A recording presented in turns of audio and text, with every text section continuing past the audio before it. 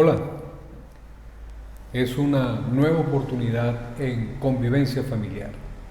Así que bienvenidos a este nuevo encuentro con nuestra amiga Avi y con mi persona, tratando de abordar un tema muy interesante en esta ocasión, desarrollando La asertividad.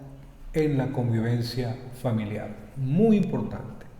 Alguien dijo que la asertividad es un arte que todos deberíamos aprender. Y Avi, en nuestras conversaciones, hemos tratado el tema pensando en que puede ser de mucha utilidad para la familia. Así es. Y me gustaría ver hasta qué punto podemos desarrollar el alcance de la asertividad en cuanto a su concepto, a su forma, su contenido, pero también algún ejemplo práctico, como hemos hecho en otras ocasiones, sobre este tema tan importante y tan necesario en la familia, ya sea en este tiempo de pandemia o en cualquier tiempo o en cualquier lugar. ¿No te parece, Abby? Sí, me parece que es importante tener claro que la asertividad es una habilidad social y como tal se aprende, se puede desarrollar. Es una aptitud equilibrada, es la expresión de una sana autoestima. Entonces, podemos enseñarla, podemos desarrollarla y podemos practicarla. La asertividad consiste en expresar las emociones, sean positivas o sean negativas, de una manera en que no estamos descalificando ni irrespetando al otro. Entonces expresamos emociones, expresamos opiniones, ideas propias, defendemos nuestros derechos con respeto al otro, respetando al otro. O sea, lo que estás planteando con respecto a asertividad, concretamente, estamos haciendo referencia a formas de comunicaciones Sí. o forma de comunicación. Y tú lo figuras o prefiguras dentro de una especie de contexto social, de habilidad social, etcétera. Sí, forma parte de las habilidades sociales necesarias para lo que últimamente se está llamando la inteligencia emocional, que consiste en una cantidad de habilidades. Y social porque tiene que ver con la comunicación, con la manera como se interactúa y la forma en que alguien puede decir, puede expresar una emoción de enojo, de dolor, de miedo, de angustia, de ansiedad, sin irrespetar al otro. Hay personas, aún movimientos sociales o grupales, hasta religiosos, que parecieran ser grupos que restringen las emociones de las personas. Por ejemplo, ahorita con este ruido, nosotros podemos hacer algo como esto. Eh, se restringe, se debiera restringir. No, esa es justamente la asertividad, porque hay un continuum entre la asertividad que está en el centro, la pasividad que está en un extremo y la agresividad que está en el otro. Ante un ruido como este, un estilo de comunicación agresivo puede expresar, gritar, pero ¿qué cosa estás haciendo tú con ese carro? Por ejemplo, el pasivo se calla, tiene esa emoción de incomodidad, pero el asertivo dice algo como lo que tú dijiste. Sí, porque a mí casi me provoca decirle, oye, ¿no tienes otro momento para probar tu alarma? Bueno, es una pregunta interesante. Ya. Entonces, son dos extremos. Uno tiene que ver con la agresividad, otro tiene que ver con la pasividad. De allí que cuando hablamos de asertividad estamos hablando del punto medio, Sí. es decir, un equilibrio, una forma adecuada, etcétera, de proceder, Sí, sin dejar de restringir Ah, o reprimir la emoción. exacto. ¿Entiendo bien? Exacto, exacto. Entonces es algo equilibrado porque ni eres agresivo ni eres pasivo y eso beneficia a la comunicación. facilita que no queden malos entendidos, fortalece la autoestima, favorece emociones positivas, porque no hay nada más sabroso que uno poder decir lo que piensa y lo que siente auténticamente. Y así optimizamos el control de la vida propia, de la vida de cada quien. Como padres, a veces escuchamos a muchos de nuestros hijos, o escuchamos a muchos hijos, que una de sus críticas más comunes, muy usuales, es que no le hablan claro o no utilizan la forma adecuada de dirigirse a ellos. Por ejemplo, si dan una orden, muchas veces la orden es impositiva, ¿cierto? Pero no está clara. Y muchas veces el chico, la chica, el joven, el niño no entiende qué se le está pidiendo, en qué sentido beneficia la asertividad allí. En el sentido de que cuando lo dices de una manera clara, el otro puede expresar, preguntar, aclarar, pedir aclaración.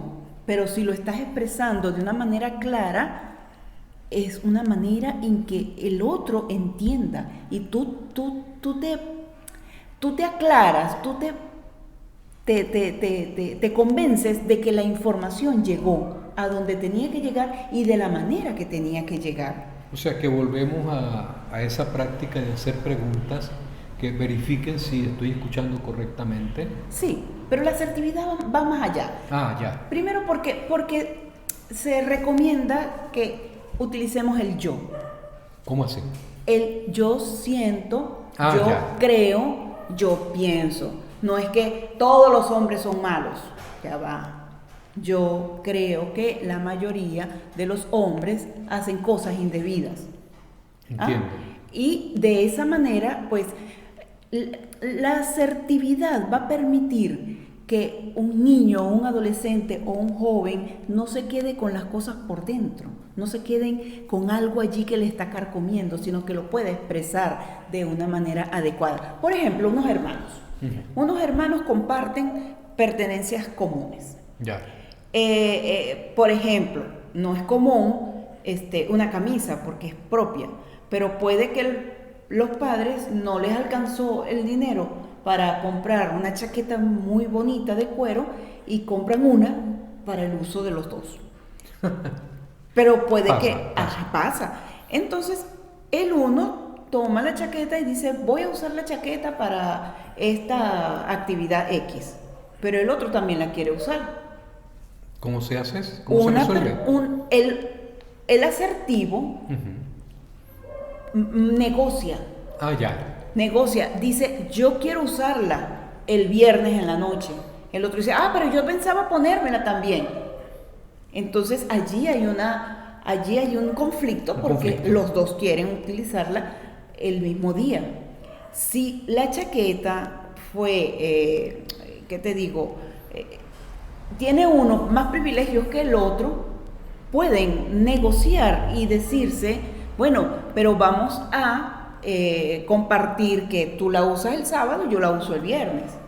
Si los dos están de acuerdo, podríamos hablar de un diálogo asertivo. Pero si uno trata de imponerse sobre el otro, o sea, se va a uno de los extremos que acabas de mencionar. Sí, cuando alguien entonces es agresivo, a mí no me importa si la quieres usar tal día o cual, este día yo me la voy a poner.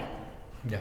El asertivo, no necesariamente la asertividad es tener la razón, saber decir todo y ganar siempre. No, la asertividad consiste en que no te quedas con esa emoción por dentro. Entonces el asertivo le dice, tú te la quieres poner hoy y yo también me la quiero poner hoy. Yo tengo tanto derecho como tú para ponérmela.